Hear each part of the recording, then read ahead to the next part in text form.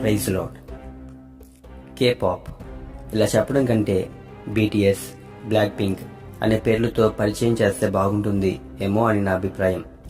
నేటి యువత విపరీతంగా ఆకర్షించబడుతుంది వీటికి. ఇది మ్యూజిక్ బ్యాండ్కి సంబంధించిన సంగతి. ఇప్పటి కాలపు యువతలో ఎంతటి క్రేజ్ ఉందో ప్రత్యేకంగా చెప్పవలసిన పని లేదు.